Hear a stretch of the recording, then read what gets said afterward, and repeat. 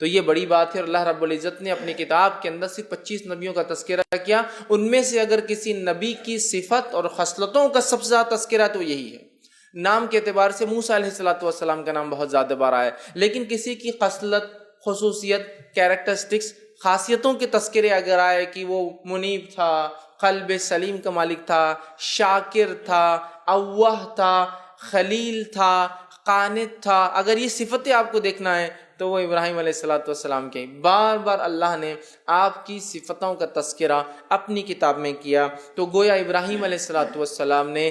اتنی خصوصیتیں اپنے اندر ڈالی، اتنے اچھے اعمال کیے، اتنی اچھی خصلتیں اپنے نفس میں پیدا کی کہ اللہ رب العزت نے ان خصلتوں کی، ان خصوصیتوں کی قدردانی ایسے کی کہ آپ کا نام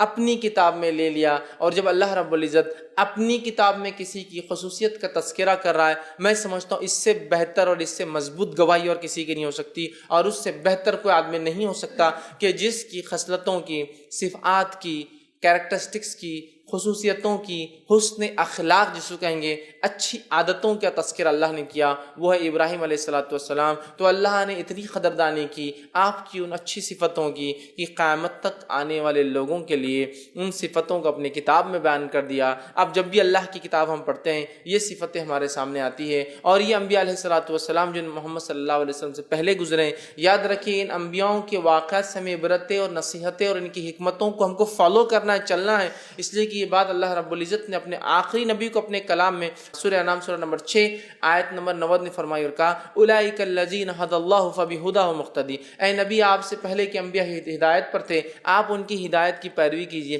تو گویا نبی اکرم صلی اللہ علیہ وسلم کو حکم ہوا کہ پچھلے انبیاءوں کے طریقے پر چلو، اور آپ چلے بھی۔ آپ نے فتح مکہ کے بعد یوسف علیہ السلام کے طرز پر اور ان کی اس عمل پر خود عمل کیا کہ سب کو معاف کر دیا، حالانکہ یوسف علیہ السلام کے بھائیوں نے آپ کو قتل کرنے کا منصوبہ کیا، اور پوری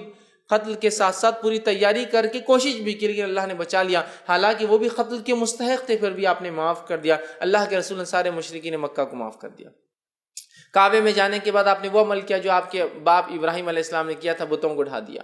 تو آپ نے عمل کیا۔ تو ان انبیاءوں کے واقعات ہمارے لیے عبرت ہیں، اور خاص طور سے ابراہیم علیہ السلام کا تعلق اس امت سے، اس ملت سے بہت زیادہ گہرا ہے، بہت زیادہ گہرا ہے۔ آگے جب باتیں میں رکھوں گا تو آپ کو سمجھ میں آئیں گا، ارے ابراہیم علیہ السلام کا تعلق بڑا گہرا ہے۔ اللہ نے ابراہیم کو اکیلے کو امت کہا، ابراہیم علیہ السلام کے طریقے پہ جو نہ چلے ان کو بیوقوف کہا، ابراہیم علیہ السلام کو ہمارے لیے اسوہ حسنہ کہا، اسوہ حسنہ کہا۔ یہ بات اللہ کے رسول کے لیے بھی آتی ہے۔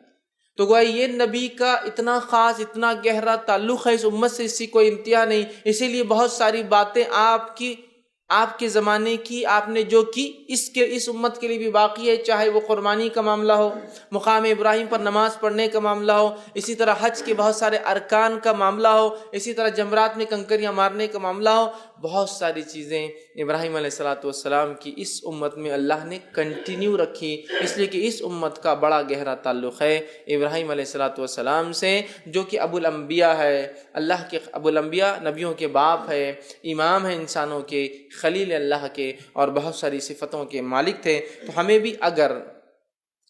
اگر اللہ کے پاس مقام اور مرتبہ چاہیے تو ابراہیم علیہ السلام کا قصہ صرف ذوالقعدہ کے مہینے میں یا ذوالحجہ کے مہینے میں سن کر ہو کیا اچھے انسان تھے، کیا اچھی صفتیں تھی، کیا اچھا واقعہ تھا، کیا اچھی قربانی تھی، کیا بیوی بچوں کو چھوڑنا تھا، اور کیا وطن کو چھوڑنا ہے، اور کیا باپ سے جو ہے دعوت اسلام دینے کی وجہ سے گھر سے نکالے جا رہے ہیں، وطن سے نکالے جا رہے ہیں، وقت کے بادشاہ سے مناظرے ہو رہے ہیں، آگ میں ڈالے جا رہے ہیں، اور اس کے بعد بیوی اور بچوں کو چھوڑنا پڑ رہا ہے کسی ایک وادی میں جہاں کوئی اناج نہیں لگتا ہے، کوئی جھاڑ شجر نہیں لگتا ہے، پلانٹیشن نہیں ہوتا ہے۔ اور کیا قصہ ہے، وہ بہت اچھی بات ہے، اور 80 سال کی عمر میں اللہ حکم دیتا ہے تو ختنہ کرتے اپنے ہاتھ سے، ٹھیک ہے، تو بہت اچھی باتیں لگ رہی ہیں، لیکن یہ واقعات صرف سننے کے لیے نہیں ہیں، یہ واقعات کو ہمیں سمجھنا ہے، سمجھ کر ابراہیم علیہ السلام کی زندگی میں جو وہ خصوصیتیں اور خصلتوں کے حامل تھے، وہ خصوصیتیں اور خصلتیں ہمیں اپنی نفس میں پیدا کرنا ہے، تاکہ ہم بھی پھر اللہ ہمارے بھی اعمال کی قدر کرے، ہمارے بھی مقام کو بلند کرے، اس لیے کہ ہم بھی اس کے دوست، اس کی خلیل،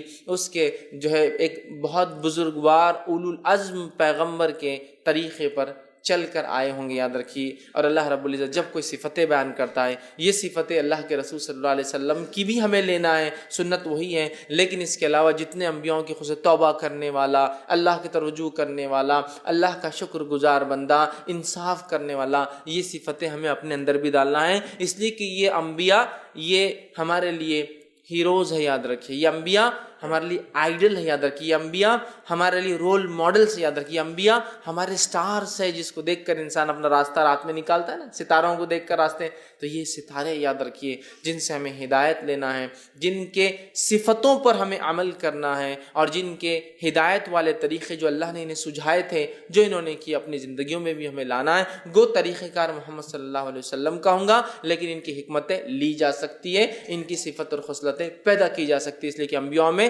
مشترکہ کامن کیریکٹرسٹکس ہوتے، اکثر ایک جیسی صفتیں ہوتی، سوائے کچھ خصوصیت خاص ہوتے جس سے وہ چھلکتے ہیں، ورنہ عموماً توبہ کرنے والے، استغفار کرنے والے، عبادتیں کرنے والے سارے انبیاء میں، خرچ کرنے والے، ٹھیک، اچھی صفتوں کے حامل سبھی انبیاء ہوتے ہیں، ٹھیک ہے۔ تو ابراہیم علیہ السلام کا بڑا ہی گہرا تعلق ہے